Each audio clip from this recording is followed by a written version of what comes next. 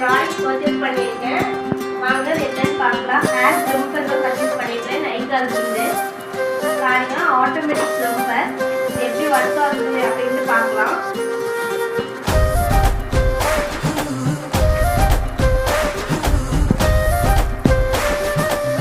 On off button கொடுத்துருக்காங்க. On பண்ணிட்டு உங்களுக்கு வேணும்னா 190ல் வச்சுக்கலாம், 210ல் வச்சுக்கலாம், 230லையும் வச்சுக்கலாம்.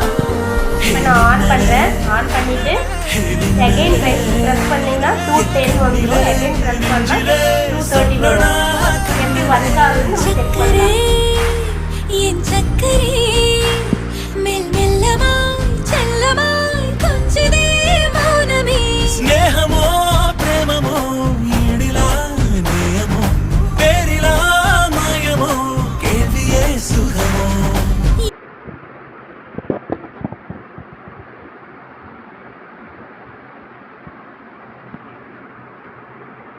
Wait.